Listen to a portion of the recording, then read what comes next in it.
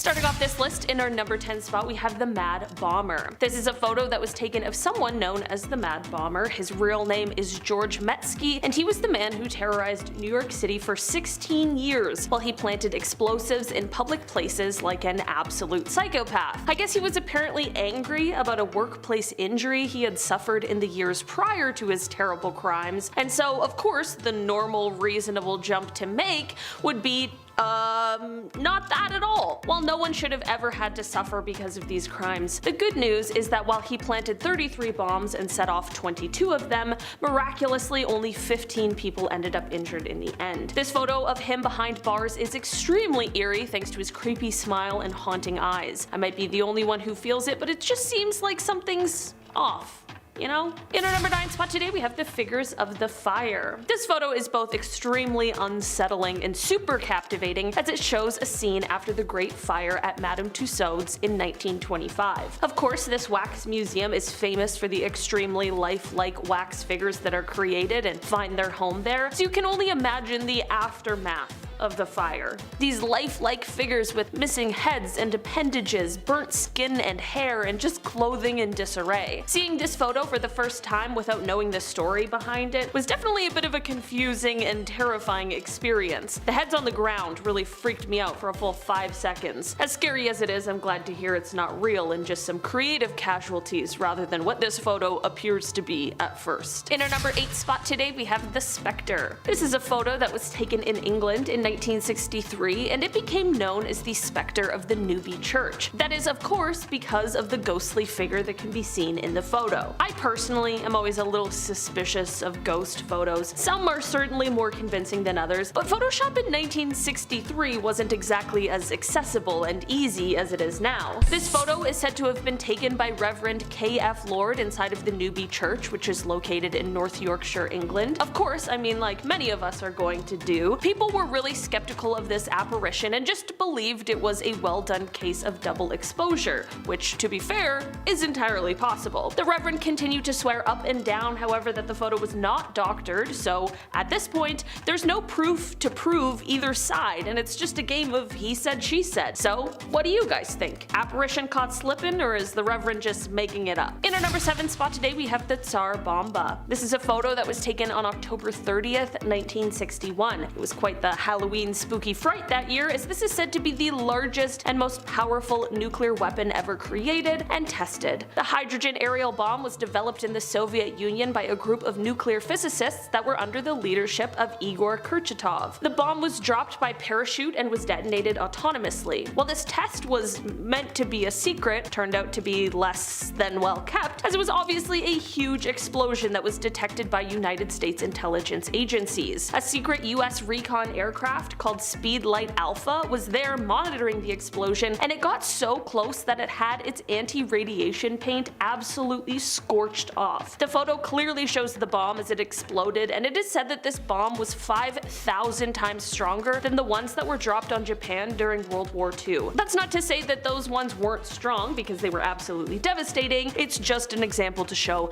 how large this one really was. In our number 6 spot today, we have the Three Jacksons. On August 21st, 1934, 3 fearless acrobats known as the Three Jacksons, Charlie Smith, Jewel Waddick, and Jimmy Kerrigan, all performed a routine on the edge of the Empire State Building, which is when this photo was captured. It is said that these 3 toured as an acrobatic trio, and this stunt the photo captured was done at 1,245 feet. According to officials from the Empire State Building, it is said that this was the first time the stunt was attempted, and to this day, it has never been done again, which makes a lot of sense. While this photo is absolutely incredible and is such a testament not only to the trust that they shared but also their abilities as acrobats, I don't know who in their right mind would try to recreate this. We already have one. I think we can just all be happy with that. In our number 5 spot today, we have the Gentleman of Rahi. This photo shows the Gentleman of Rahi, and that is not a gentleman and instead is the world's oldest surviving diving suit. It is an absolutely terrifying sight, but also an important pillar that allowed for this kind of technology to developed to what it is today. The suit dates back to the early 18th century, but it came to find its home at the Reiche Museum during the 1860s after it was donated. The suit was initially designed to allow people the ability to check the hull of ships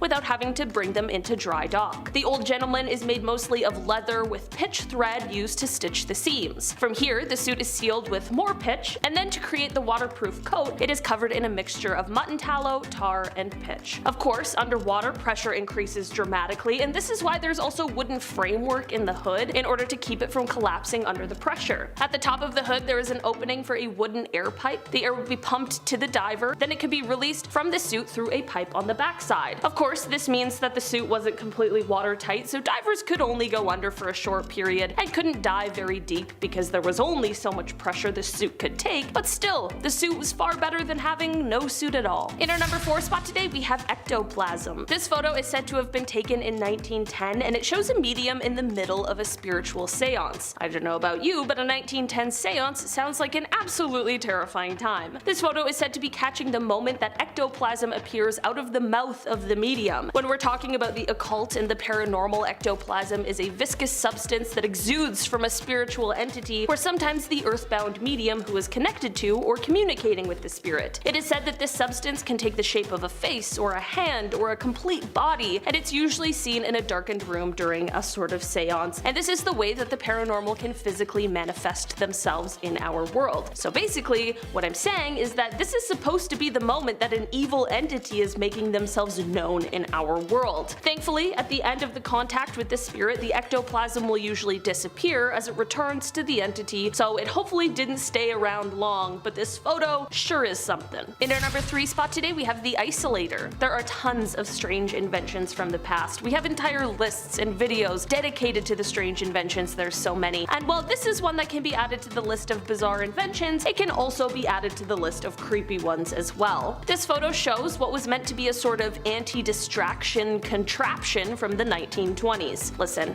I can get easily distracted, so sometimes I need a little help, but this thing really takes it to a new level. It essentially makes it impossible for the person to look at anything other than what is directly in front of them, or, you know, breathe. It seems like a contraption that requires an oxygen tank hookup probably isn't going to be the best anti-distraction device. In fact, I think that's probably more distracting than anything. Honestly, I'm such a good procrastinator that even with this thing, I still wouldn't get my work done. Thankfully, this device didn't stick around or gain much popularity, and now it is just a terrifying relic of the past. In our number 2 spot today, we have the Great Manta. In 1933, a New York silk manufacturer named A.L. Kahn was on a nice little vacation in Florida when he honestly accidentally caught something remarkable. His anchor line, by mistake, caught onto a giant manta ray. After a struggle and several hours, Kahn was able to get this actually enormous fish ashore. This monster was somewhere between 5,000 to 6,000 pounds and was 20 feet and 5 inches in width. For reference, there are other giant manta rays, but they usually grow to be around 13 to 14 feet wide, not 20 and a half. This photo is showing a taxidermy version of the fish, which Kahn used to bring around to exhibitions to show off his accidental catch. In an article from December 10th, 1933 of the St. Louis Post-Dispatch's Sunday magazine, Kahn is quoted as saying, "Fishing is a lot of fun when you catch the fish, and sometimes it's fun even when you don't, but when the fish catches you." And finally, in our number 1 spot today, we have the advertisement. This is a photo that comes to us from the time of World War II, and it shows a very terrifying kind of ad. The sign reads, "These men didn't take their Atabrine," and at first I had absolutely no idea what that was. Turns out that Atabrine was actually the first synthetic form of a drug which was used by the US military to fight malaria in the South Pacific during the war. It is estimated that as many as 2/3 of the troops fell ill with malaria. The sign is said to have been posted outside of a military hospital in New Guinea and was meant to serve as a warning for those who didn't take the medicine, warning that the skulls on top would be the fate that awaited them. Perhaps a little dark, but creative and likely effective nonetheless. At the very least, the ad is definitely quite clear. Starting off with S for Secret. Alrighty, so here is from the Polish Constitution Day celebration in Chicago. photo, specifically the one from 1978. On the left there, all washed out and crappy old flash display style, is First Lady Rosalind Carter. The guy shaking her hand, or rather just holding it and staring off camera like a waiter just went by with a tray of warm sausage rolls he wants to really get into, is John Wayne Gacy. And if you're also thinking, yo, what is up with this guy being in so many random famous photos, you're absolutely right, and it's genuinely strange how photographed and out there Gacy was. By the time this was taken, he had already killed over 20 people. Also, when he wasn't side hustling as a clown, he was super active in the government and politics, thus why wearing the S on the lapel. It was given to him by the Secret Service to indicate special security clearance. So the S literally does stand for secrets, both the US government's and his own. Whose secrets are worse though, huh?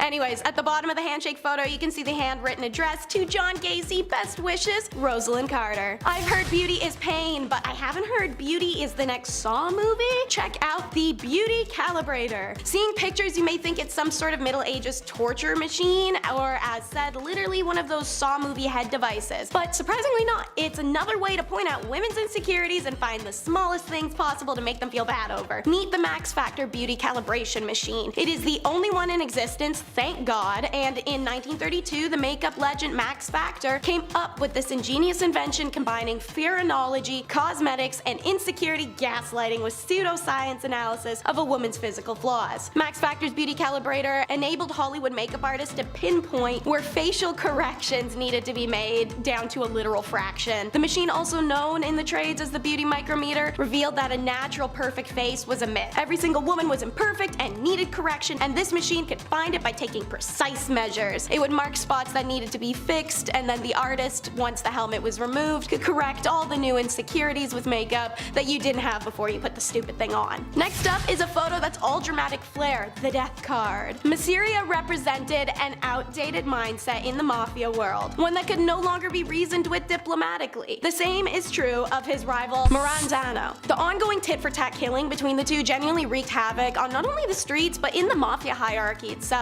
Those resistant to change generally don't last long, and meetings of the Mafia Elite tried to bring around at the end of bloodshed, but Marandano especially consistently manipulated matters to his own advantage. In order to facilitate underworld peace, the consensus turned from diplomacy to the inevitable. One of these guys had to go. The final straw, according to the accountant Nicola Gentile, was when the police informants called Masiria and said knock off the violence. Having an idealism for peace, he actually responded by disarming his men, and they were all pissed. Joe the Boss, Masiria, his bodyguards, and Lucky Luciano all met at a seafood restaurant at 3 p.m. on April 15th of 1931. Luciano excuses himself from the card game while that they're playing to visit the bathroom. This is the signal for the hitmen. The bangs could be heard from around the block apparently, as Joe was hit from behind 4 times in the back and 1 in the head. And it's born, the infamous Ace of Spades shot. It added to the cult status of this hit, but many expect that the Ace of Spades card was placed between Masiria's fingers after the hit by a photographer just for the shock factor of the press. Next is a series of photos recovered before they could be lost. Holes in a window. Former LAPD reserve officer turned photographer Merrick Morton was faffing around in the LA Police Department when he comes across a stash of LAPD crime photos ranging in the dates of 1920s all the way to the 1970s. These were cellulose nitrate based film, and the negatives were so decomposed they're deemed fire hazard, but Merrick saw enough of the few stills to know that they'd be an absolute effing gold mine. Working with Phototeca Photo Digitation Service and the US National Film Archive, the photos were given a new life. This collection is NSFW, and there are hundreds. Now spruced up, the macabre photos are mostly crimes, and many of them violent and depicting the bodies or surviving victims' injuries. Obviously, the ones you're seeing on screen as I'm talking are tamer, such as my choice, the one you're seeing now, Holes in the Car Window. Something about it gives me a deep sense of discomfort, thus the choice. The collection contains recognizable crimes and faces too, an unusual photo of Malaya Nurmi dressed as Vampira, pictures of comedian Lenny Bruce's OD in March of 1966, and images of the Manson family arriving at their arrangement in 1970. Every photo is scary, and every single has a disturbing backstory. Some captions are provided by author James Elroy in his book LAPD 53. You can win, but sometimes you still lose in the end. It's the devastated Disneys. Meet Howard Ashman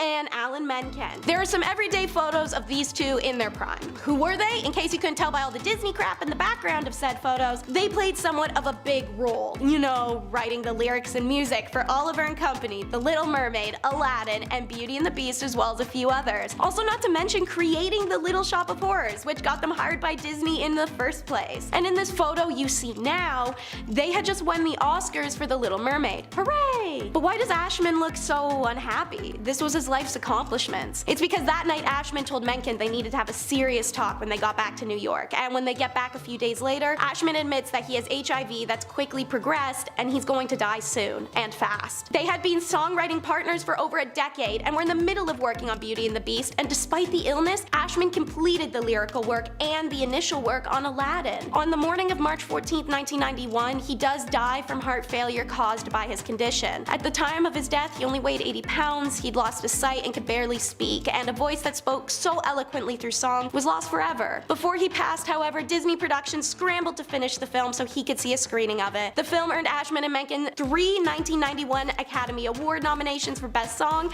and the title song winning the award. Perhaps most amazingly, Beauty and the Beast was the first animated film ever nominated for an Academy Award for Best Motion Picture. So it looks like a photo of two men achieving their wildest dreams, but it's a record of their last normal moment together. Oh look, it's the D-Bags Day Off! Camp staff! Check out this jolly-go-lucky group. They got the day off of work because the weather was nice for the first time in a long time. During the wartime, that must have been awesome, especially being young. Finally shirk responsibility, maybe go get a pint, have a picnic, hang out with each other, maybe get a little frisky, lavishing in the sun. I'm done looking at them. In fact, I'm sick by having to look at them. When that group of people is gonna have lighted and silly summer fun on a day off, they're going back to their jobs at the camps of World War II to do exactly what you're thinking they would be doing for work when I say they work at the camps of World War II. And they enjoyed it. This wasn't one of those mandatory war jobs or excuses you can make up for following orders. These young adults, who may as well be the grandmothers, grandfathers, or great-grandma or pa of people even watching, chose to do this job and actively enjoyed it. So this is a good reminder it's not that far in the past, and these people most likely took life shortly before or after this photo was taken.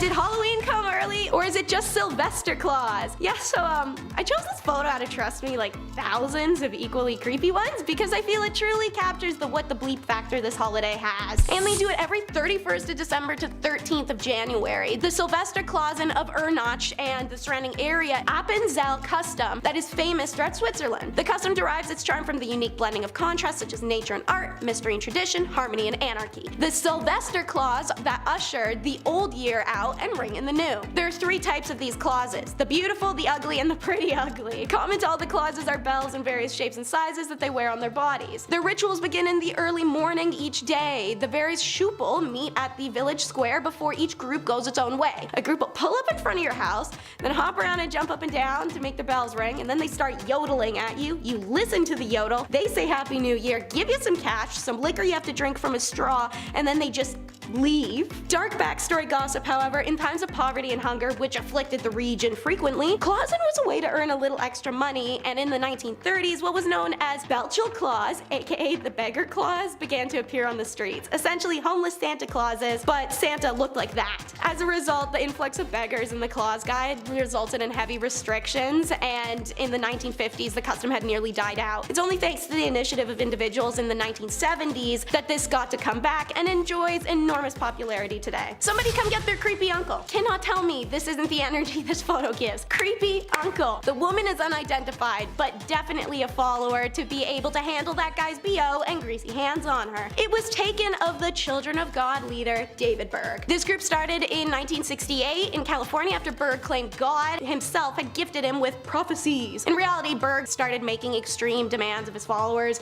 give up their money, worldly possessions in exchange for limited outside access, horrible cramped living conditions, brainwashing, and would make this group famous for really bad reasons I can't and would rather not get into. Former members of COG have been outspoken about the childhood they suffered growing up in the communes. Actress Rose McGowan, the most famously outspoken, published her story of 9 years in the group. Actors Joaquin and River Phoenix, also raised in the cult, had it harder than Rose, and that trauma plagued River especially. He was actually the original heartthrob of the 80s and 90s, a role, fun fact, DiCaprio only managed to take once River's substance addiction caused by his traumatic childhood unfortunately took his life. So more of an unfun fact, but the matter stands that River painted the way for DiCaprio, and this psycho ruined a lot of people's lives. Have you ever seen a photo you can feel? Before you see the photo itself, you're gonna learn about the man in it. So, Joseph Goebbels, a National Socialist politician and propagandist who held multiple high-rank roles in the Yahtzee party. As a party chief for Greater Berlin, 1926 to 45, Reich leader of propaganda, 1929 to 45, and in 1933, the push-broom mustache twit appointed Joseph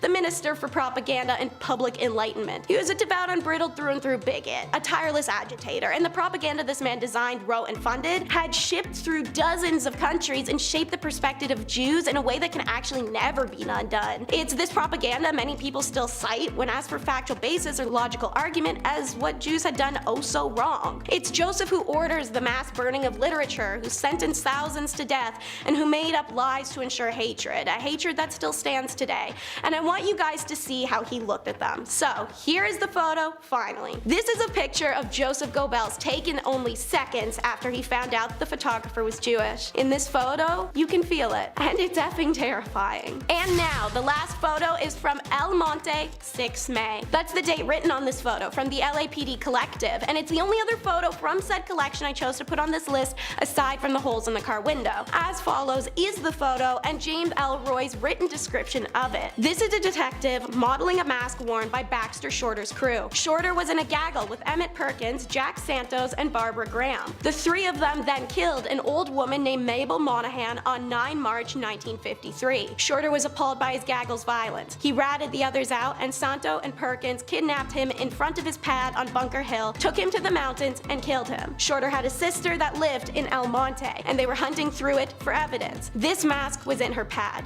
James Elroy. If Mabel Monahan's former son-in-law Tudor Scherer hadn't been a Las Vegas gambler, the 60-year-old widow probably would have never been killed. Also, if she didn't stay friends with him after he divorced her daughter, that'd probably have helped. But she did, and people found that weird. So there had to be something at play, right? Maybe Scherer trusted her so much he stored his 100 grand floats there. Ex-cons Emmett Perkins, John True, and Jack Santos think that, and they plan to take it. Barbara Graham joins the group to be their key into the door. Mabel takes a while to open up, but Barbara persuades her with the story of a broken down car and pleas for the phone. Mabel was reluctant, but the young woman was alone, and the widow knew firsthand how scary it could be for a woman to be on her own at night, so she let her in. And in comes John True, Jack, Emmett, wearing rubber masks. We're gonna take a pause. Ladies and female presenters, our own sex does not guarantee our safety, and you can't predict anyone's intentions. Please trust your gut if it says don't open that door. Mabel is struck on the head, left gagged and bleeding in the hallway. The group ransacks her home for a safe that never exists and panic when there is none, so they just leave her there. Mabel is dead for 2 days in her home before she's found. The investigation into the slaying of the Burbank widow began, and it was a long one, filled with drama. In the end, the four are charged with conspiracy to commit burglary, robbery, and M-word on June 3rd, 1953, in the death of Miss Mabel Monahan. Starting off in our number 10 spot, we have the burst of joy. You might be looking at this photo wondering how this extremely joyous photo could hold any dark secrets. Well, this photo won a Pulitzer Prize, and for a very good reason. The photo was captured by Slava Vedder on March 17, 1973, at the Travis Air Force Base in California. The photo shows United States Air Force Lieutenant Colonel Robert L. Sturm and his family. This was taken as he was being reunited with his family after 5 years of being held as a prisoner of war in North Vietnam. On October 27, 1967, he was leading a flight of F-105s when he was shot down over Hanoi and held captive until March 14, 1973. I can't imagine what this must have been like for his family, because there was a chance that he could have not come home at all. The girl with her arms wide open is his daughter, but the looks on all of their faces truly captures the pure joy that they are all feeling. In our number 9 spot today, we have the reflecting pool. This is one of the creepiest or chilling images ever taken. It depicts a young girl in a graveyard who is looking down at her reflection in a pond. Okay, maybe a little eerie, but not exactly chilling. What really makes this photo what it is, however, is that there are seemingly 2 reflections looking back up at the little girl. No one knows who the girl is, where she is, or when this photo was taken, but it is estimated to have come from somewhere around the early 1900s. The photo was analyzed, and it has been said that it is unaltered or edited. Who knows how this photo was possible? Maybe there was some sort of invisible entity standing beside her that we could only see in the reflection, like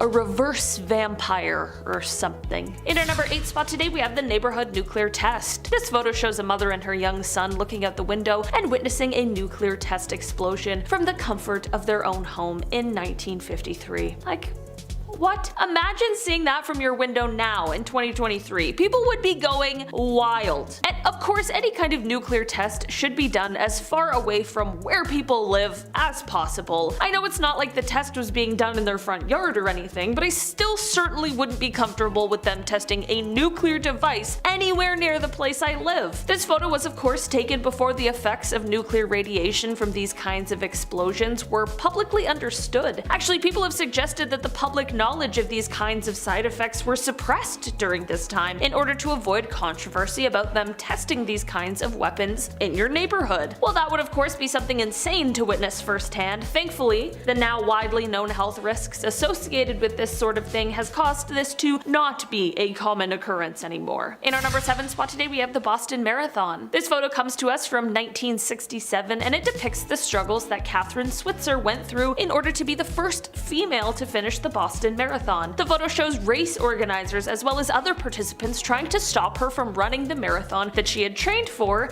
and was more than capable of completing. She has written a book that explains in great detail all of the things she went through that day and how the critiques and opinions about a woman running the race started even before she had registered to run. People in our history like Catherine are very important, as well as photos like these, because they show when people were literally trying to drag her down, she just kept on running. In our number 6 spot today, we have the reenactment. This photo is extremely unsettling, and for a very good reason. If, when you look at this photo, your instincts tell you that the guy in them is creepy, ding ding ding, you're right. This is a photo that features the German serial killer Joachim Kroll. He is known for taking the lives of 14 people, all varying in age, and he is also known for consuming parts of their flesh. This monster was caught in 1976, and he was discovered when police found out that he had been clogging the plumbing in his apartment with the remains of one of his victims. How gruesome is that? This photo was taken shortly after he was caught and arrested, and what you're seeing is Kroll reenacting one of his crimes for the police. I get goosebumps just thinking about that. I couldn't imagine being there or being the police officer that he's on top of. Talk about terrifying.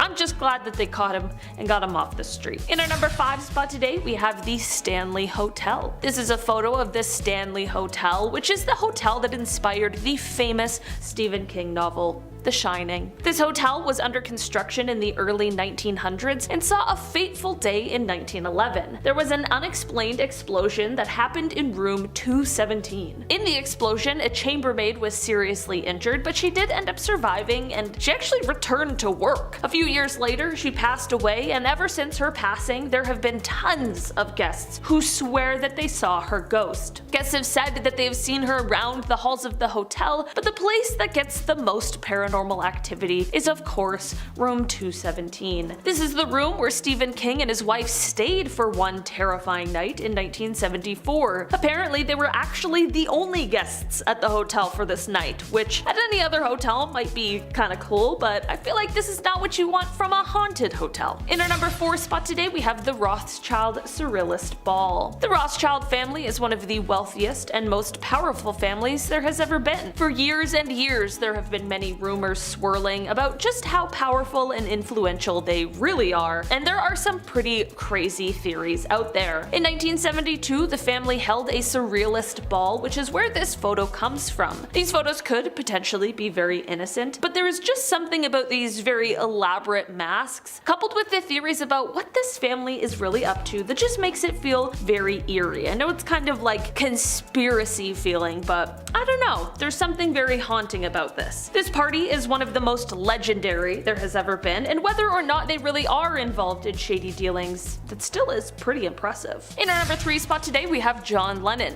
Of course, we all know John Lennon as one part of the Beatles who went on after they disbanded to have a very successful solo career. Lennon was not only a musician, but he was also a peace activist who was strongly anti-war. He was not afraid to display his activism and held a 2-week anti-war demonstration. There was a period of 3 years where the Nixon administration was trying to have him deported for his criticism against the Vietnam War. That's how active he was. On December 8, 1980, Lennon was leaving the Dakota apartment complex when he was stopped by a man named Mark David Chapman. Lennon signed an autograph for Mark, which is what is happening in this photo, and then Lennon went on his way. Little did he know, Mark was going to shoot him later that night. Once Lennon returned to the apartment complex, Mark was there waiting for him to commit his crime. Mark has said he did it mostly for attention, which is very horrifying, but Mark is also a very religious man who explained that Lennon once saying that the Beatles were more famous than Jesus is what really pushed him to commit this crime. It is very crazy that this photo was captured when Lennon was being so kind to who he thought was a fan, and no one would have ever predicted what would happen just a few hours later. In our number 2 spot today, we have the Hindenburg. This is a photo that was taken during what is now known as the Hindenburg disaster. It is commonly known that blimps, or these kinds of floating airships, use helium in them to float through the air, and it's important to note that helium isn't the choice because it's the only option, but rather because it's one of the safest options, and that is due to the fact that it isn't extremely volatile. Because of a US ban on the exportation of helium at the time, i.e. the Helium Control Act of 1925, although the Hindenburg was designed to use helium, there was a lack of it available, so on the day of the Hindenburg disaster, the much more flammable hydrogen was used instead, and this led to,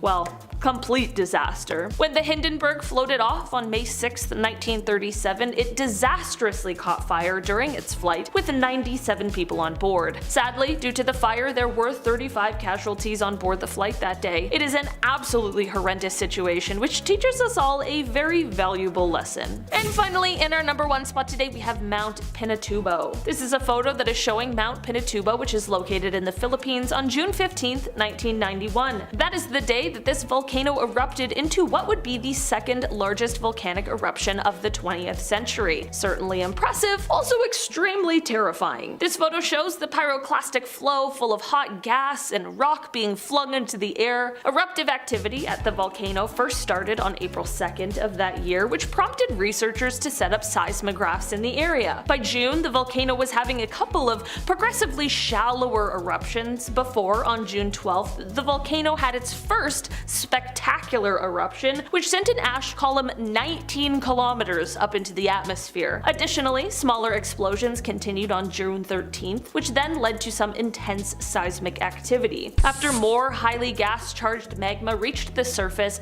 on June 15th the volcano once again exploded, this time sending the cloud of ash 40 kilometers up into the atmosphere. Volcanic ash and pumice blanketed the surrounding areas, and pyroclastic flows filled what were once deep valleys with fresh volcanic deposits. It was truly magnificent and extremely powerful, and this photo shows just that. I don't know about you guys, man, but like, Mother Nature, I'm afraid of her, alright? Starting off this list in our number 10 spot, we have the eruption of Mount St. Helens.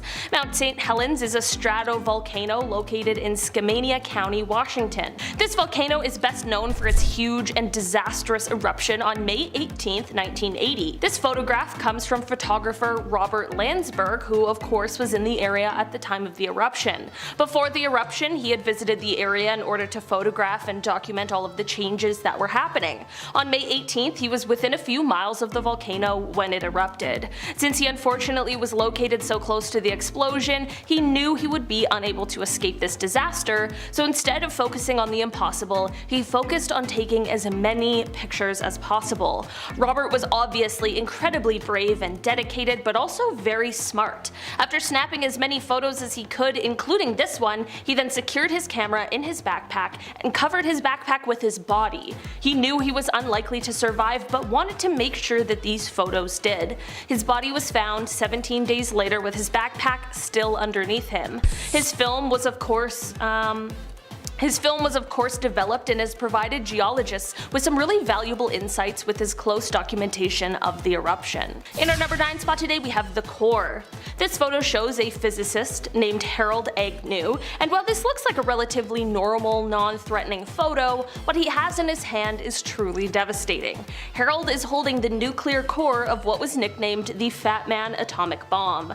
This means that Harold is holding the nuclear core of the atomic bomb that was later dropped on on Nagasaki in 1945. The immediate blast, of course, took many lives, but so did the long-term effects of the bomb, like radiation illness and that sort of thing. It's crazy to look at a photo like this because it seems just so perfectly normal when he literally has a life-changing, world-ending device in the palm of his hand. Also, I don't think I could ever hold something like that. Not only would I just not want to, but I would just be so afraid that something was gonna go wrong. In our number 8 spot today, we have the Challenger crew. This is a photo that was taken of the clearly very excited Challenger crew as they walked down the ramp ready to head off on their mission. The crew even included 37-year-old Krista McAuliffe, who was a high school social studies teacher. She had won a spot on this mission through a program with NASA called the Teacher in Space program, and she had trained diligently for months in order to be the first non-military person in space. On January 28, 1986, the Challenger mission proved to be fatal just 73 seconds after liftoff. 2 rubber O-rings failed because of the cold temperatures of the morning, and on live television, the world watched as the spacecraft broke apart and plunged into the ocean, sadly taking the lives of everyone on board. It is an absolutely tragic event made even more chilling by this final photo. In our number 7 spot today, we have the plague. This photo comes from the 19th century, from the 3rd plague pandemic. This was the first time that the plague had spread to all 5 continents. While we now know something about what that might have been like, what we haven't had to endure are the doctors that dressed like this. This is a photo of the outfits and masks that plague doctors wore when they would come to your house to treat or diagnose you. The long beak-like noses of the masks are very creepy, but they were used to hold herbs and other nicely scented things because they believed that it would help ward off the bad air, which at the time is what they thought was causing the sickness. A pandemic certainly is bad enough. Thankfully, our doctors and nurses are just sticking to scrubs. In our number 6 spot today, we have the elephant's foot. This photo looks like it's just a big lump of nothing, but it's called an elephant's foot. Don't worry, at first I was a little worried too, but it has nothing to do with elephants and is only named that because of its appearance. This lump was actually created from the Chernobyl nuclear meltdown, and it is just a mass of corium and other materials that were in the core of the reactor. This elephant's foot was located in the steam distribution corridor, which is under what's left of the reactor. While this mass doesn't produce as much radiation as it did before, it does still, to this day, produce a deadly amount. It is said that if you stood in front of it for just 300 seconds, that would be enough to get a lethal dose of radiation. It's kind of crazy that even though they knew this, they were still standing there taking pictures of it. But I'm just glad because we all now get to see it, and it gives us just a little more insight into what exactly happened that day. In our number 5 spot today, we have Mount Pinatubo. This is a photo that is showing Mount Pinatubo, which is located in the Philippines, on June 15, 1991. That is the day that this volcano erupted into what would be the 2nd largest volcanic eruption of the 20th century. Certainly impressive, also extremely terrifying. This photo shows the pyroclastic flow full of hot gas and rock being flung into the air. Eruptive activity in the volcano first started on April 2nd of that year, which prompted researchers to set up seismographs in the area. By June, the volcano was having a group of progressively shallower eruptions before, on June 12th, the volcano had its first spectacular eruption, which sent an ash column 19 kilometers up into the atmosphere. After more highly gas-charged magma reached the surface on June 15th, the volcano once again exploded, this time sending the cloud of ash 40 kilometers up into the atmosphere. Volcanic ash and pumice blanketed the surrounding area, and pyroclastic flows filled what were once deep valleys with fresh volcanic deposits. It was truly magnificent and extremely powerful, and this photo shows just that. In our number 4 spot today, we have the Pioneer's Defense. This photo is known as the Pioneer's Defense, and man does it ever look creepy. This photo comes from 1937 and it was taken by a Russian photographer named Viktor Bulla. This photo takes place in the Leningrad area, which is now known as St. Petersburg, which is the 2nd largest city in Russia. The people in this photo were part of a group that was the 1930s Russian equivalent of our Boy Scouts, and it was called the Young Pioneers. The masks on their faces leave a very eerie feeling, and for a fair reason. These people were doing a military preparation drill, which is the reason for the gas mask. masks. This photo was taken during a time where the country was under the dictatorship of Joseph Stalin, and the residents were constantly unsure of what was going to happen. The country was already seeing death and people were already frightened just a few years before the start of World War II. In our number 3 spot today we have the lipstick. This is a photo that comes to us from December 10th, 1945. If looking at this image gives you a shudder down your spine, that absolutely makes sense, as it was written by a terrible person known as the Lipstick Killer. This photo is an image of a note he left written on the wall at one of his crime scenes. The photo comes from the apartment of Frances Brown, as just before he wrote this message, he took her life. After this message was left, he ended up taking the life of one other person before he was finally caught by police 6 months later. The message scrawled in the photo reads, quote, "For heaven's sake, catch me before I kill more. I cannot control myself." It is an absolutely chilling note with a horrifying backstory. In our number 2 spot today we have the acid drum. This photo comes to us from inside the house of another terrible person, the serial killer Jeffrey Dahmer, made very famous recently. This photo was taken from the inside of his home after he was found out and caught by authorities. Before his arrest, he was sadly able to take the lives of 17 different people.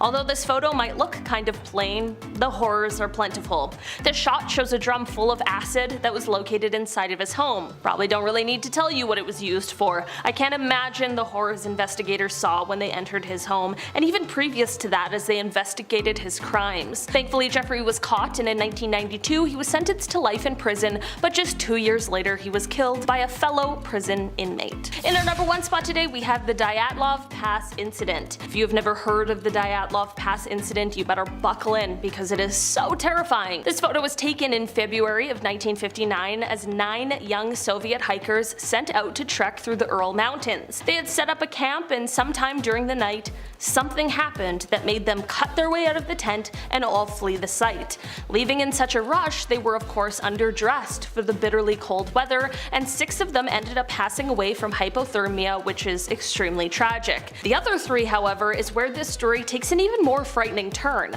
Like I mentioned before, no one knows why they fled the tent in the first place, and the last 3 hikers were found passed away with severe signs of physical trauma that no one agreed on what had caused it. In 2019, the investigation was reopened, and just last year there was a conclusion that a kind of avalanche called a slab avalanche was the cause for these injuries. Before you come at me in the comments, I know that not everyone is convinced that's what happened, and I don't blame you. It's really strange. So, down below in the comments, let me know what you think.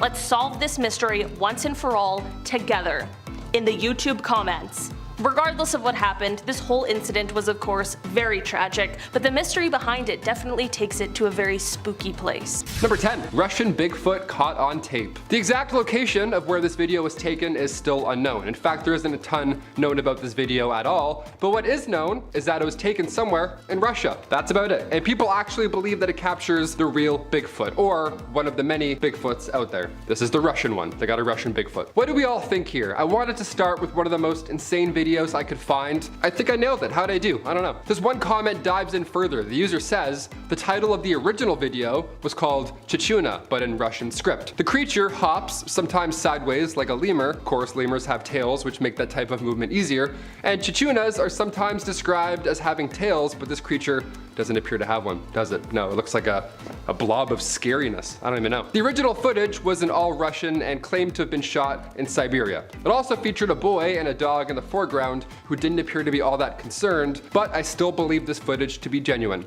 That's one of the top comments, so you know someone did their research. Number 9, overnight visitor. Oh, this one definitely gives me the chills. I don't like it. This video was taken from a surveillance camera that was placed inside of a couple's home. Not outside, inside. This is scary, and I hope this never happens to anybody watching this video. The footage caught something while they were both asleep, and it's one of the creepiest things that I've ever seen. When the couple woke up the next day, they were unable to find a purse that they knew was in the home right before they went to sleep.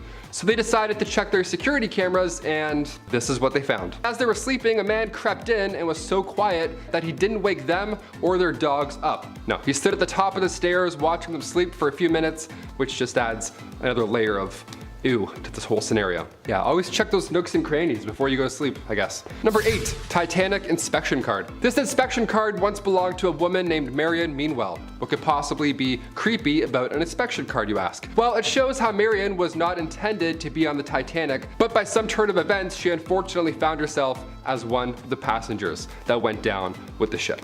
Now, the card shows that she was originally meant to be traveling on a ship called the Majestic. For some reason, the trip she originally had planned was delayed, and she instead was assigned to the ill-fated Titanic. Yeah, you can see the word majestic is literally crossed out of her card. You know, adds to the creepy element because it shows her literal change in plans. Number 7, Norway Lights. Natural light phenomena is common in our big, beautiful planet. The northern lights, the green flash, solar eclipses, you name it. I bet those were all pretty alarming back in ancient times. Now, some of these natural events look otherworldly. They look cosmic almost. Most of the time, there's an explanation waiting, but for the mysterious glowing orbs floating over Norway, the Havsdalen lights, as locals call them, we still need some answers. Scientists have been trying to gather research, and in 2014, after many impressive light shows, their best guess is a natural battery that charges underground and then emits this light show above. Maybe this has something to do with the reoccurring lights over Phoenix. Could be the same phenomena happening, who knows? Number 6, the cool time traveler. Do you believe in time travel? If your answer is no, maybe this next one, maybe it'll change your mind or keep you open to the concept. It's a common theme in movies, Back to the Future, Loopers, Avengers. Time travel plots are fun, but they're absolute nonsense. Or are they? When we see a case like the Cape Scott story, we can't help but be intrigued a little bit. Time travel or not, this is an interesting photo. It comes from Ray Peterson's book, The Great Cape Scott Story. That book was from 1974, but the actual photo used in the book was taken over 100 years ago.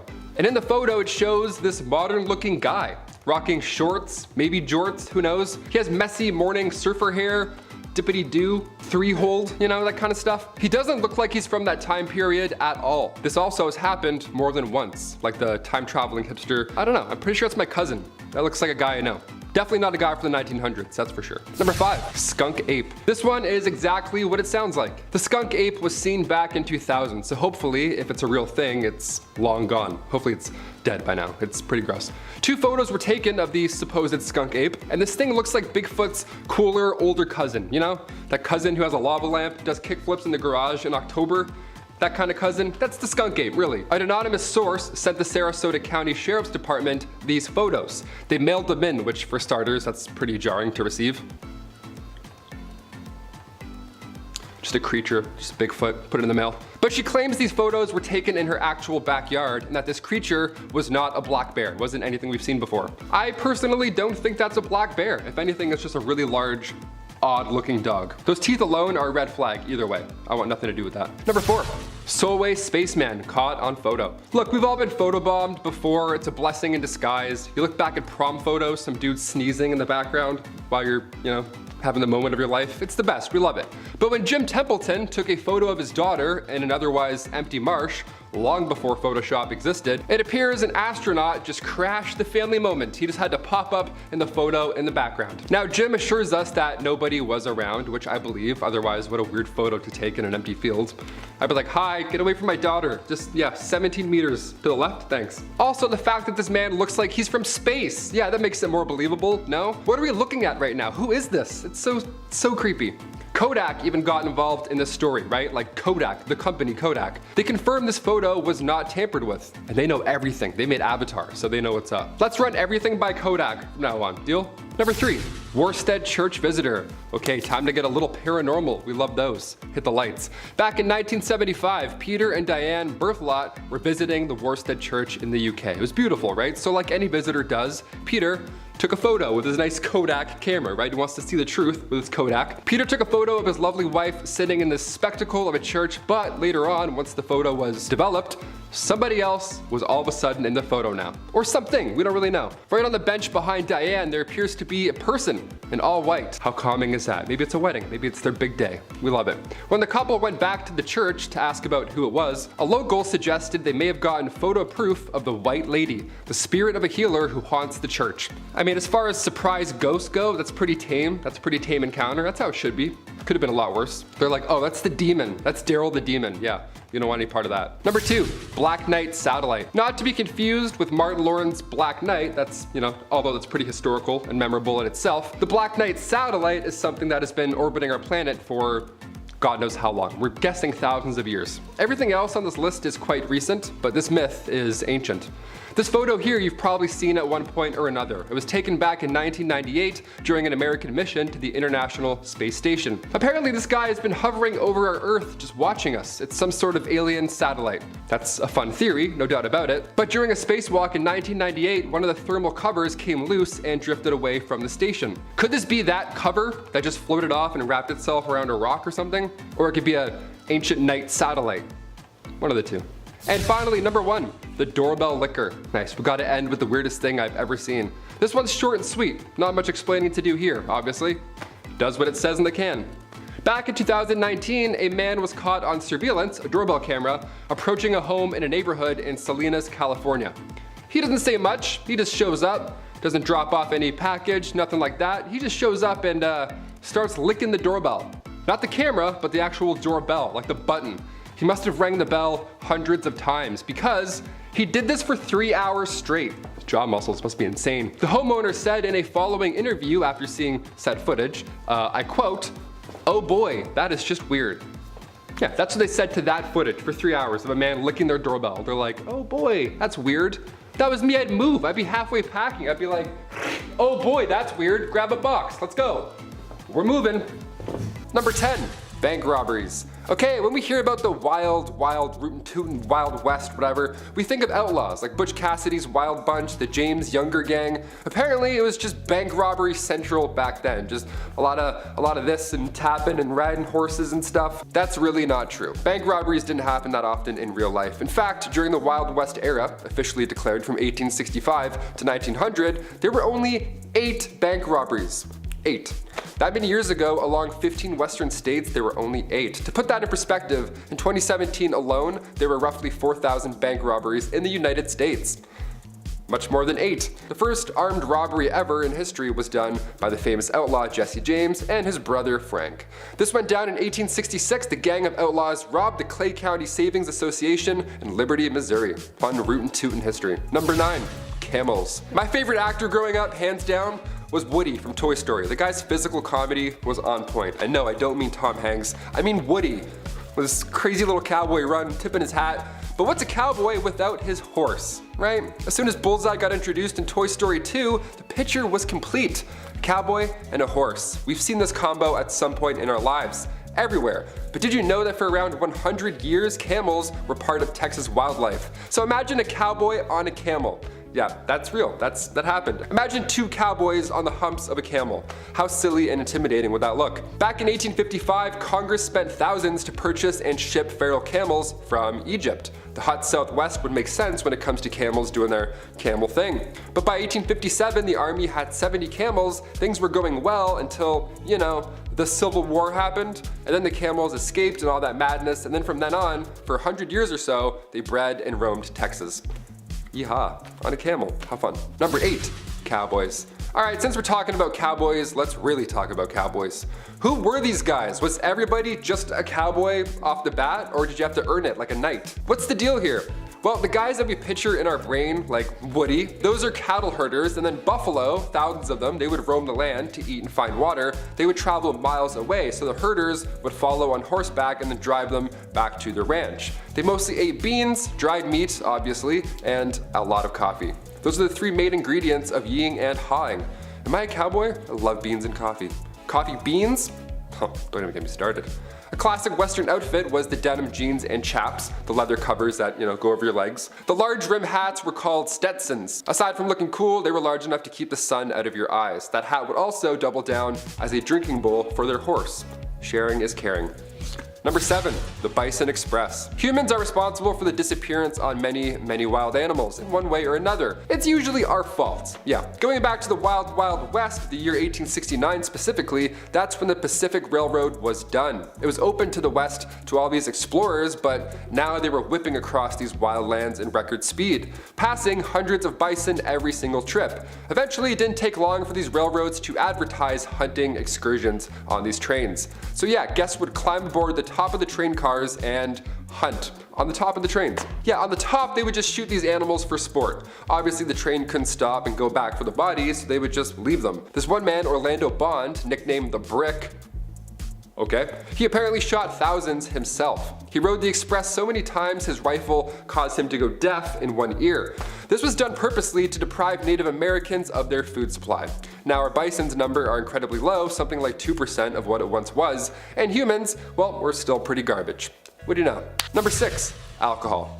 These saloons cowboys would visit, was there a bouncer? Did you need 2 pieces of ID? What was the drinking age back then? Well, besides the swinging saloon doors, it really wasn't a fun time at all. Alcohol back then, first of all, was basically just poison. Actually, it was literally poison sometimes. They had whiskey like 40 rods and Tao's Lightning. You have a couple of those and you're literally passing out in minutes. Nobody was getting cut off in old-timey saloons. The bartender wasn't like, hey, how about a water, buddy? Let's get you home. No, it was a show. They had this one drink on bar rail called tarantula juice. Yeah, happy 21st birthday. Go throw up. It was made from strychnine, which was actual poison. So when the whiskey wore off, the strychnine would be left over in the patron's body, and it felt like tarantulas were crawling all over your skin. Ugh, yeah, I'm good with a Bud Light Lime. Thanks, man. Number 5, the gold rush.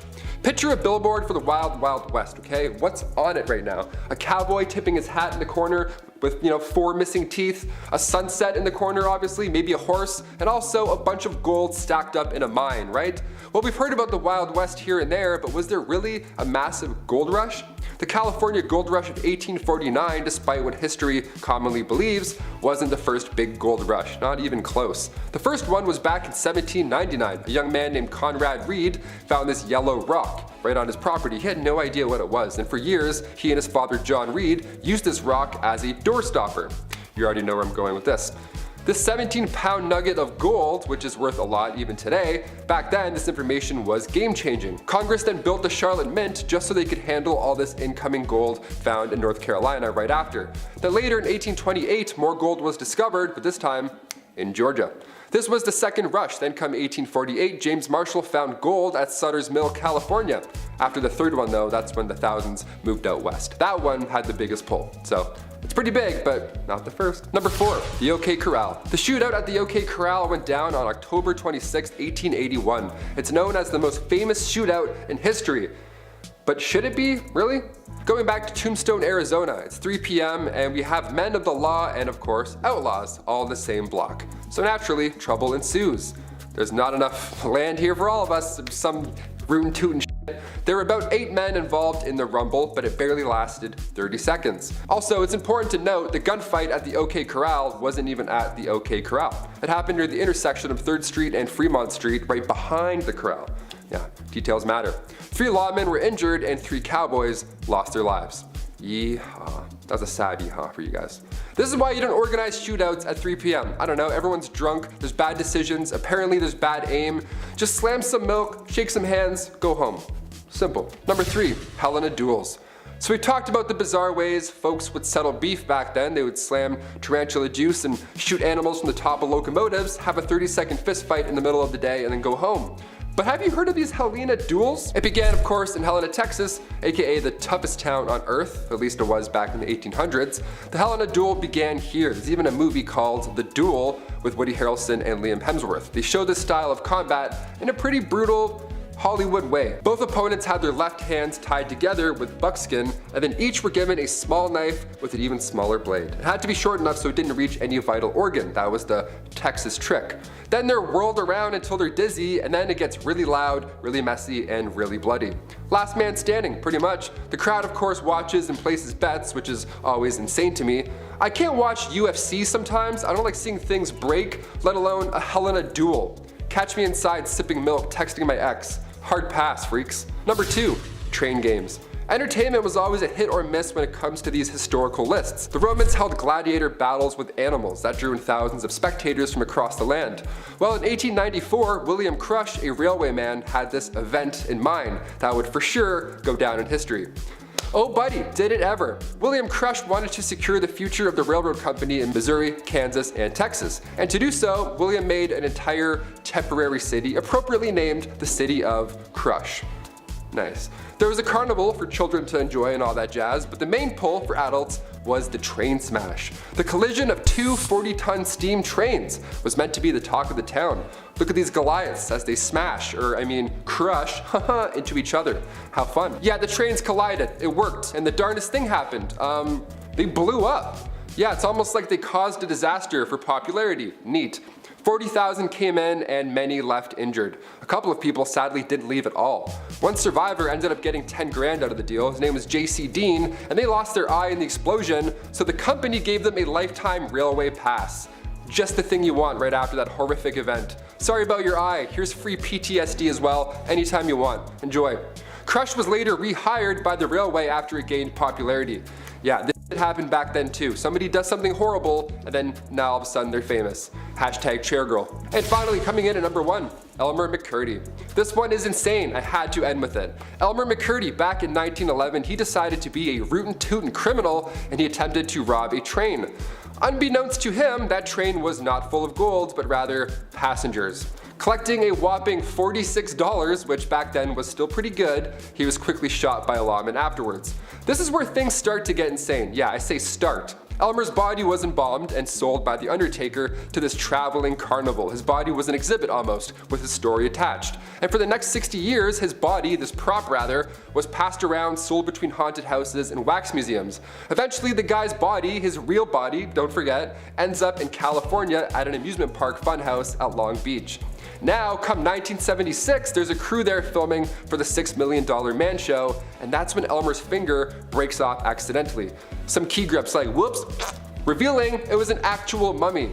They went to film the $6 Million Man and ended up finding the $46 man in real life. How gross is that? Kicking off our list at number 10, floating hand. Okay, this one is so scary. Kill those lights. Let's dive into it, right? This photo is from over 100 years ago. Now this time, the photographer may or may not have caught a floating spirit hand in their photo. Yeah, I'll show you the photo. Let me know if you see it at first, right? Take a glance. What's wrong with this photo? Anything sticking out? Any floating hands just appearing in the photo? This photo is a group of women who worked in a linen factory. The lady on the far right appears to have an extra hand resting on her shoulder.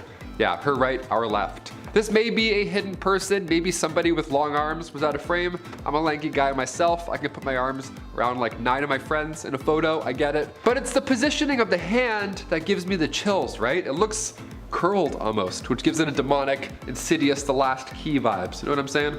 Number 9. Colossal squid. Not to be confused with the giant squid, those are similar, but dare I say, smaller. As its name hint towards, the colossal squid is huge. It's one of the biggest things I've ever seen in my entire life. They live in the darkest, coldest depths surrounding the waters of Antarctica. These squid are on average 46 feet in length, with the females being the largest of the species. They have large tentacles with suckers equipped with razor hooks, so whatever it grabs, it's certainly not letting go anytime soon.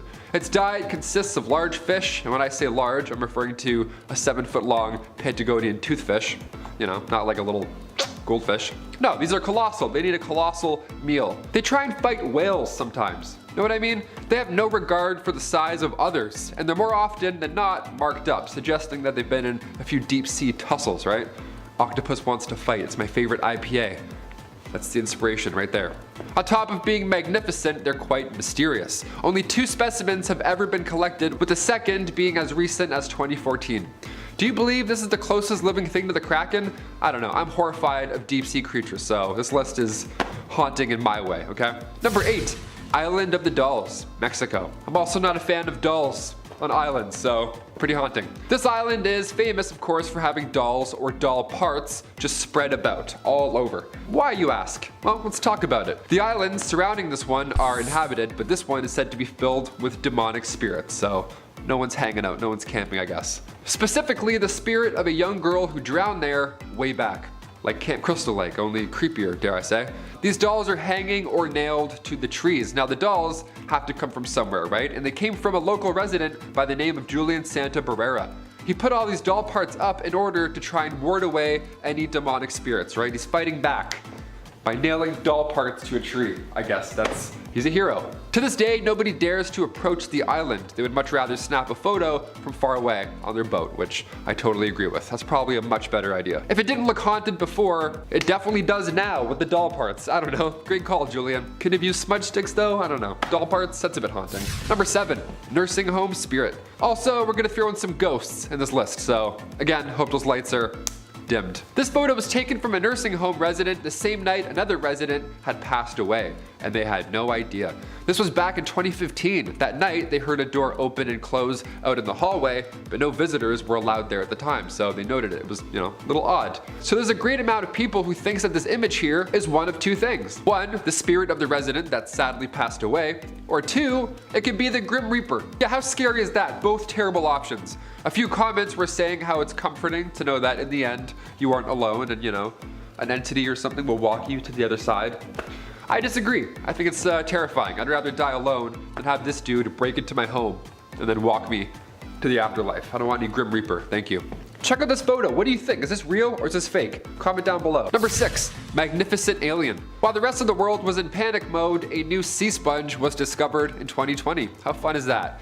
And by fun, I mean definitely an alien. This is terrifying. It was named Advena magnifica, which translates to magnificent alien. Yep, magnificent alien, they're gonna call it. This sponge literally gets its name because it looks like E.T. And to be fair, it does look like E.T. It's kind of cute. An ROV found this sample over 6,000 feet deep in the Pacific Ocean. This was never meant to be found, and we did it. They found it in what they call a forest of weird. Just an alien sponge sticking their E.T. heads out, hoping for some food to pass by. That's literally their entire life. They just sit there and wait in the darkness until some sort of dust just sticks on them, and they go, and they eat it, somehow. Cristiana Castella Branco, the researcher who found this deep sea squishy, explains the discovery in an NOAA interview saying, as all these organisms are intricately connected, by documenting and describing marine biodiversity, we are building a better understanding of life and the impact of humans on Earth, and in this case, in the ocean. End quote. For a guy like me who doesn't like the ocean or any of the creatures in it. That's terrifying. See ya. Number 5. The Shining Hotel Spirit. The Stanley Hotel in Colorado is now, of course, quite famous for its use in the Stanley Kubrick 1980 classic, The Shining. The lodge, being over 100 years old, has a pretty decent chance of being haunted in real life. So the spirit tours that happen there pack a punch for fans of the production and also fans for the paranormal. Jay Mossling was on one of these tours, so like any ghost expert would do, they snapped a few photos of random corners of the room. Gotta catch those ghosts with the flash, it's the only way. After the trip, he was going through said photos and he found this gem. It appears to be a spirit, a demon, a ghost, an apparition, something that's see-through and floating, so scary. It also has long black hair, it appears, so yeah, I don't know what's going on there. The room was of course empty at the time the photo was taken, and I do believe that. There's no way you could just snap random photos of people and be like, oh, I was looking for ghosts, sorry. No, that's illegal, you can't do that. Number 4. Deep sea pigs. All right, we'll bring it back up to some scary sea stuff. These guys are a genus of sea cucumber, but they have these little tube-like legs, which is why they look super weird and scary. Not that regular sea cucumbers look exceptionally normal, these ones look even weirder than that of regular ones, so gotta include them. They like to live on the seafloor, where they move through the sediment searching for their next meal. They eat, check this out, they eat by extracting tiny little particles of organic matter that's just fallen from the surface of the ocean. Yeah, they just wait around for scraps to, again, just land on them. How sad is that? It's kind of funny, but it's mostly sad. Sea pigs measure out to be 4 to 6 inches long. So yeah, I guess they're cute, sure, I guess. They're small, so therefore cute. I'll admit it, they're okay to look at. And they live at a depth of somewhere between 1,200 to 5,000 meters deep, so I don't have to worry about any of these sea pigs grabbing my own little piggies, right? They're quite deep, so therefore out of sight, out of mind. They are small, but they're mighty. Their skin carries a natural poison, which can make them a horrible midnight snack for anyone involved. Also, when brought up closer to the surface, they literally disintegrate. So that's a scary fact to know about an animal. Number 3, underneath Thwaites Glacier. We've seen some fascinating stuff here on Bumblebee, specifically underwater creatures and haunting stuff from our past. We love exploring the depths, and this next one I couldn't believe. It's actually terrifying to look at. This is footage from the bottom of an Antarctic glacier. This glacier is the size of Florida. If it collapses, our sea levels could rise 10 feet, so it's a pretty big deal. So scientists were like, yeah, let's drill a hole through the middle of it and see what happens. Yeah, in 2019, researchers drilled 2,300 feet right through the middle of the Thwaites Glacier, and they dropped a robot with the camera down and they saw this. This is the first time we've seen the grounding zone of Thwaites Glacier. Lead scientist Brittany Schmidt says this project is a dream come true. And for me, it's a nightmare that I now have to look at. I don't want to watch this video ever again, but you should, it's pretty cool. Number 2. Tomb KV55. Classic, going back to Egypt for our Bumblebee fans. Located in the Valley of Kings in Egypt, Tomb 55, otherwise KV55, was discovered by Edward Arton back in 1907. And the reason we call this tomb by a number rather than a name is because, well, we don't know who or what exactly was inside. Even the walls inside of it, they aren't like other tombs, covered in ancient hieroglyphs or, art or anything nice. No, this time there's nothing here. The only hint that remains is one hieroglyph. And it's scary. It translates to, "The evil one shall not live again." Even these massive stones were built in order to prevent anything from getting out of the tomb. Yeah, out of the tomb. Usually with ancient tombs in history, it's the opposite. Things are, prevented to get grave robbers to come in. This time they're like, no, we don't want anything getting out. That's kind of haunting. Many believe that it's Akhenaton because he got on the wrong foot with, the high priests over 17 years of ruling. He was convincing everybody that their art and religion was wrong, and the only god in existence was his sun god. So his own son, King Tut, succeeded him and luckily restored the previous religion back to normal. But yeah, maybe that's why this tomb is empty. Maybe they're like, you know what? We don't want history to remember you. You tried to out religion, so we're good. Number 1, house guest. I saved the best for last, and by that I mean this is the scariest thing I've ever seen. This video, yep, little surprise for you, there we go. This comes from a middle-aged man in Oxford, North Carolina. It was his day off of work and he was looking forward to just kicking back, relaxing, and instead he had to deal with this. Instead, the lights in his home started to flicker, and immediately after, the smoke detector started to go off. The lights were flickering all over the house, not just one room. The fridge light, the bathroom light, you name it. The water even started to run by itself. So something started to go wrong, apparently. And he filmed the happenings, but when he looked back in the footage, after fleeing his home on his only day off, he caught this peeking from the other room when looking back. Pretty terrifying, right? Yeah. Number 10, demonic boy photo. All right, scary as hell right off the hop. It doesn't matter where or when, but odds are you've seen this photo at some point in your life. It's pretty haunting. It's kind of hard to forget. Check it out. When you see a photo, sometimes you just get bad vibes, like it registers in your brain as something real and scary. You want to find something about this photo that looks fake, but it's hard. This photo here was taken inside the Amityville house back in 1976, the real house. It appears to be a young boy with glowing white eyes. Kind of hard to forget. It was taken with automatic cameras equipped with infrared, so nobody actually took this themselves, it was just set up. It makes it even creepier that the boy looks like he's peeking around the corner. Makes my heart race just looking at that photo right there. A photographer named Gene Campbell operated this and got this photo. See, Gene was working with paranormal investigators Ed and Lorraine Warren at this time, the famous duo, now rocking the big screen Conjuring universe. They were on this case in real life. This photo was then revealed 3 years later on the Merv Griffin Show. Imagine tuning in, watching TV on the Merv Griffin Show, and then all of a sudden you see the ghost of John DeFeo. That's nice. Yeah, many believe this is the ghost of one John DeFeo, one of the boys who lived there prior to that 1974 horrible event. We're still trying to cover this. What do you guys think? Elaborate hoax, or perhaps this photo is one solid piece of evidence that the Amityville house was and still is indeed haunted?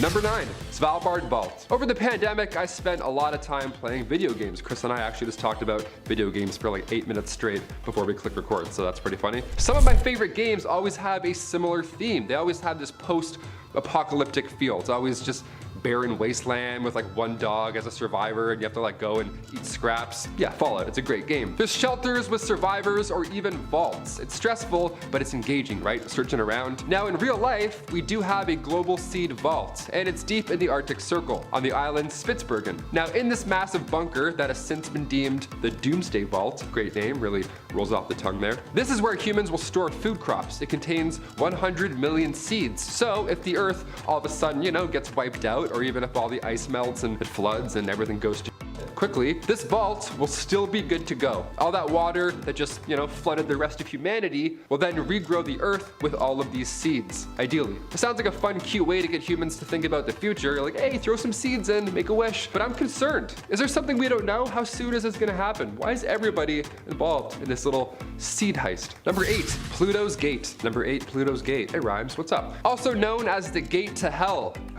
Okay, that's horrifying. These ruins discovered in Turkey back in 1965 are beautiful, but they're also cursed. Historians believe that the site is the ancient city of Hierapolis, and if you're thinking about visiting these eerie ruins, well, you better leave the family pet at home. Yeah, any and all animal that enters these ruins, they also meet instant death. Sparrows were tossed in, and then they immediately stopped breathing and they dropped. This was horrifying locals, so they had to resort to science. Scientists have figured out the solution, and it's still pretty haunting. They measured the CO2 concentration, and it turns out while the sun is up, it burns away the gas, but at night, when the temperature drops significantly, the CO2 becomes heavier than that of air. Then it creates this deadly gas cloud on the floor, and then when the sun rises back up again, the concentration of CO2 hits 35%, so it's deadly enough for animals and sometimes even humans. Yeah, just stay away from anything called the gates of hell.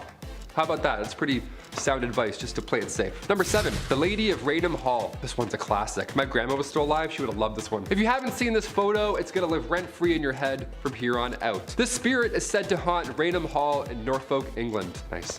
My old home. Not Norfolk, but I have English family. What's up? This tale kicked off back in 1936 after a photo went around through Country Life magazine. I guess that's its way of going viral back then, right? This photo shows a spirit, apparently, wearing a brown gown, hence where her name comes from, the Brown Lady of Raynham Hall. Just casually floating down a staircase. That's lovely. Imagine seeing this in real life. I'm sweating doing this list. Legend has it that the ghost is that of Dorothy Townshend. She was the sister of Robert Walpole, the first Prime Minister of Britain back in 1676. Some reports say the image is a result of long exposure, just gone awry, but either way, I don't like looking at this photo, so let's move on. Great. Number 6, The Gates of Guinea. Another bad portal to another bad place. The souls of the dead have to go somewhere, and depending on your beliefs, that somewhere could either be beautiful, it could be peaceful, or it could be absolutely terrifying. Who knows, one of the three. In the world of voodoo, that place is an underworld called the Gates of Guinea. And here is the front door. Yeah, located in Louisiana, this tomb, that of voodoo priestess Marie Laveau, is apparently the entrance to these deep waters, this twilight realm. And some voodoo followers try and open these gates to access the souls of the deep. And apparently the goal after that point would be to use the dead almost like zombies, like your own little personal zombie army, so that's horrible, I guess. Number 5, Backseat Driver. This photo here is from 1959, and it certainly looks like it. It was taken by a lady named Mabel Chinnery, and the photo at first glance is just a classic 60s shot of a man in a car. That man was Mabel's husband. Now the man in the back seat, however, we have no idea who that is. Apparently they weren't there in real life. Her husband was the only one in the car at that time. And also, that's a pretty tough angle. If you wanted to recreate this photo with your friends after work, it would be hard. You have to really line something up there. Some Edgar Wright shot has to happen, you know what I mean? It's like he's appearing to us through the seat almost. So either this is a lie,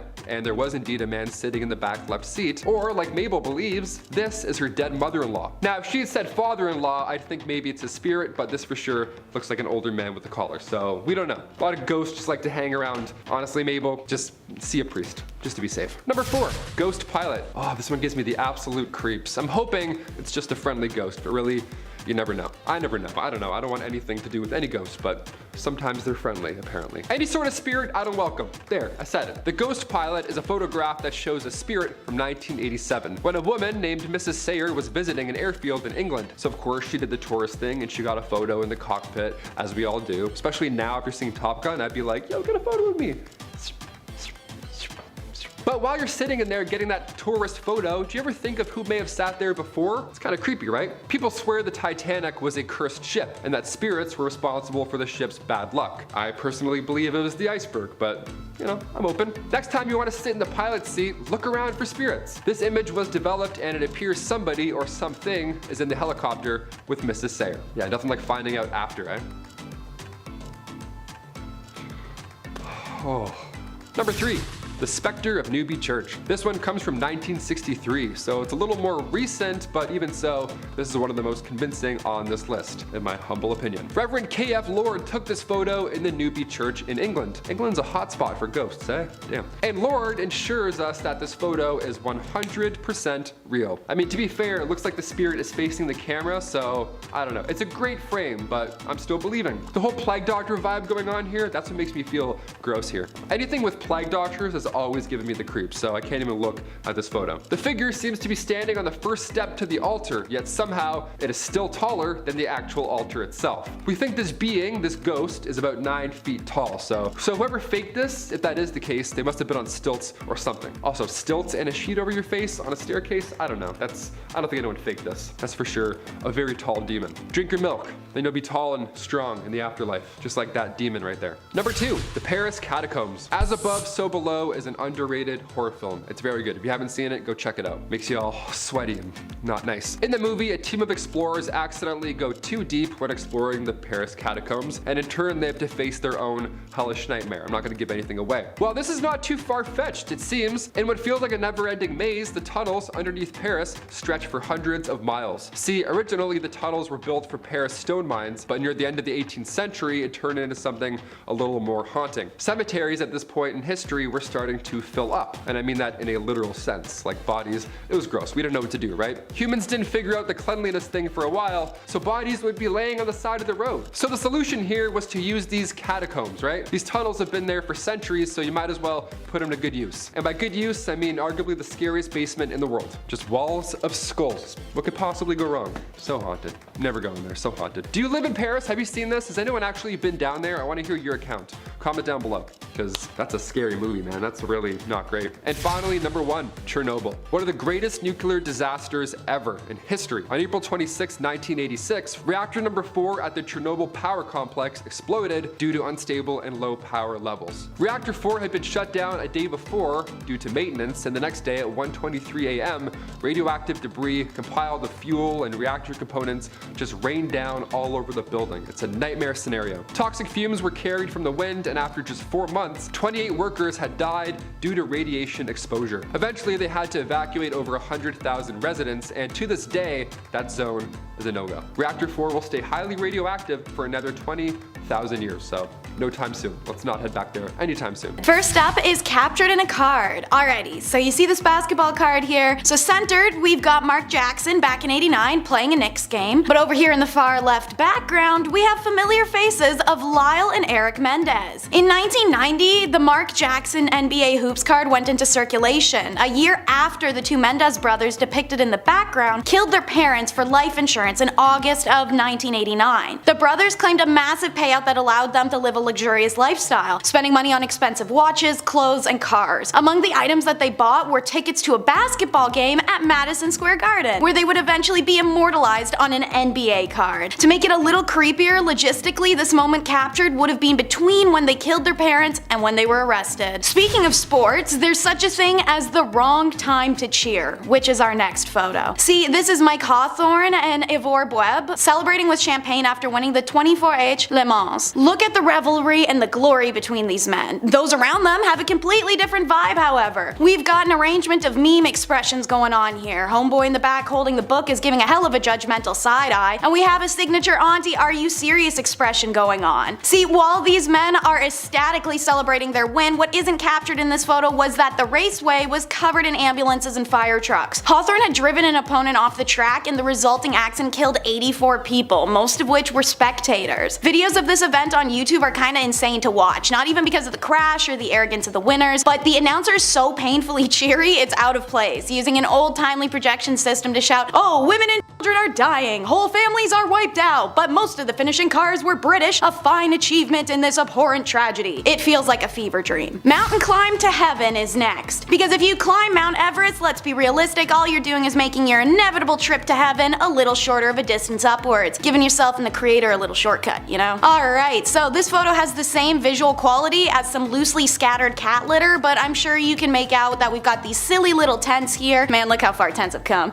As well as these two dudes in what it it looks like high socks. This is the 1924 British Mount Everest expedition. We've talked about a few Mount Everest climber groups and things that have happened to them in a few of our videos, so you may be familiar with this one from our channel. That or literally any Mount Everest movie. They tend to either pick one specific story to document or mismatch all of them together for one plot and then throw Jake Gyllenhaal up on a mountain. Anyways, this photo was taken of George Mallory and Sandy Irvin shortly after they made their ill-fated attempt to get to the summit. While Mallory's body is found literally decades later in 1999, the body of Irvin never has been. Our next photo is of an undeserving celebrity. Why? Because the reason he's a celebrity is so extremely twisted that it blows me away, and I don't mean an undeserving in a Kim Kardashian made a family of talentless people famous through adult video kinda way. I mean in a seriously sick, twisted, criminal, undeserving way. I'll only be calling this man IS, as I do not believe any more infamy should be granted. The photo you see was from a Japanese magazine after he was released from prison due to insanity. IS killed Dutch-born Renee Harveld, and the two were studying in Sorbonne, Paris. He chose to do this because of her health and her beauty characteristics that he felt he lacked. IS considered himself weak, ugly, and small, and claimed he wanted to absorb her energy through, well, he had her body for 3 days. I'll simply let you piece together what I mean when I say that he had a considerable amount of this body missing and a very interesting fridge contents. But like I said, he was released, so how can you kill someone whilst on a student visa, desecrate remains, and then also do some pretty horrific acts posthumously? He is from a very wealthy Japanese family, and they somehow managed to get him released. Also, they paid the victim's parents a huge sum of money for the loss. That's the world we live in. After his release, he was frequently on talk shows, reviewed restaurants for magazines, and appeared in horror films. He even wrote a book on the murder of Renee. This next photo shows us you never know what could be just a reach away. This photo looks relatively normal. Now obviously it's not gonna be, it's on this list, and the fact that it's titled about reaching out to something, well, Sarah Funk, who you see here on the waterline, is a YouTube vlogger who's on a trip to Cyprus's Red Lake. And you can see her literally like 2 feet away from a suitcase lodged in the waterbed. It's 2 years after this photo's taken in 2019 that the drifting suitcase is retrieved and opened to reveal the corpse of a girl. She is one of 7 known victims of serial killer Nikos Mexata, whose signature was doing body dumps in suitcases. It's believed the reason this case was retrieved in the first place was due to previous sightings of it in the water once other victims of Nikos had started to be found and identified at the same time period. Sarah Funk has since commented on what it's like to know that she was so close to a body without being aware. I thought it was a log at the time, but in retrospect, I realized it wasn't. This is a completely fair explanation. As you can see from that picture, the case was incredibly dirty and hard to identify even as a briefcase. This man is the first recorded serial killer on the island of Cyprus and is currently serving 7 life sentences in central prison. Our next photo is recreating time. Pun is intended. The photo you see on screen is very peculiar, but not the most outlandish. It's a man standing shirtless behind the fence in a summer afternoon, looking like something out of an old country family album of sorts. His name is Fikret Alik, and he was photographed in this exact spot for a Time magazine cover back in 1992. You are quite literally looking twice with these images. Emaciated, it's almost hard to recognize him. Fikret can be seen holding his t-shirt in one hand and reaching with his other through the barbed wire to take someone's hand. This is during the Bosnian War from 1992 to 95, and Fikret was one of many prisoners held in camps at the time. This recreation of the Time magazine cover was taken in the mid-2000s, and the building behind him now is a community center without any plaques or memorials of the victims of the notorious prisoner camps in Bosnia. This region is now under the rule of the same faction that was responsible for the camp, so they engage in a lot of historical denials and concealing. Fikret's story remains one of incredible perseverance, especially as he and other victims still go before the UN today in battle to have reparations and acknowledgement. This vintage photo isn't so vintage, but it's old enough so I'm counting it. It's Bad Santa. This early 2000s family Christmas photo reps a normal looking scene. White picket fence family, the itchy velvet Christmas dresses, the big sparkly tree, and the serial killer Santa. That there is Bruce MacArthur. In the warm seasons, he is a landscaper, but working in the Agincourt Mall as Santa during the holidays. Between 2010 and 2017, he terrorized the gay village district of Toronto, Ontario. Luring men in through dating apps, he killed and disposed of 8 individuals in the planter boxes of properties he managed. For a long time in the community, people had known someone was taking gay men off the street, but the Toronto police were resistant in believing something was suspicious. I remember myself seeing posts on Reddit and Twitter mere months after the first of the disappearances, frustrated with the lack of police action and urging the community members to stay alert. It takes multiple victims and community engagement for police to start an investigation, and it's thankfully in the nick of time. They'd been watching Bruce for a while before his arrest when they saw a young man enter his place. After about a half hour of nothing, they decide to make the risk risk to move in for an arrest. When they entered the unit, the young man was tied up and unconscious, and they caught Bruce in the act. No way to plead guilty, my guy. He's found guilty of 8 counts of first-degree murder. Our next vintage photo is one that speaks to us still in modern times, a determined mother. This photo was taken on Mother's Day. The woman in it is Margie, a 23-year-old, and she's holding her infant son while attempting to hitchhike. As you can see, it was printed in a newspaper column and has a subject line describing Margie's struggle with her husband Mike to find an apartment. I imagine that struggle, alongside the fact that she is hitchhiking, likely correlates with financial difficulties. Unfortunately, Margie's luck never got better. This is very likely the last photo of Margie alive. Less than 4 months later, she was killed by her husband Mike during a fight. In the time between this photo and her demise, their son Brandon had been taken away and put into foster care, where he was later adopted by his foster parents after Margie's sudden death. Little information exists on the photo other than this, and on what Brandon's life became. This is still recent enough history that some may recognize the story, the Manifesto Man. This photo seems so simple. A man appears to be in a wetsuit, he has multiple police badges displayed, and he sits in a stoic manner. This is no cop. In fact, this photo was taken after his arrest in July of 2011 for killing 77 people and injuring 250. Anders Behring had a manifesto for killing political enemies as a far-right extremist, first killing 8 people outside the tower block housing of the office of the Prime Minister. The method used caused distraction, enough for Anders slipping away in a police disguise to pull part 2 of his plan, which is hop in the ocean and swim to political youth wing summer camp just starting the season. He chose the summer camp for the politicians who came to visit the camp, which was for members of political youth adult clubs and organizations for co-ops, school courses, or just special interest in politics. Once on the island, well, he opened fire. Many who were afraid and unsure of where the danger was coming from went towards Anders for safety due to his police costume and received the opposite. His verbalized intent that day was to kill everyone he could, and thankfully he did not succeed. But some swam away and were rescued by people staying at campgrounds across the water who brought out boats to pull everyone out. Others hid in various places on the island. Netflix released the film 22nd of July about this event in Oslo, and the movies White Rage and Bravehearts also tell the story. Ultimately, this event only took place due to Anders' racist ideology, believing Norwegian politicians were lenient on immigrants. Let's talk about the most disastrous hostage crisis our world might have ever seen, the Gladbeck hostage bus.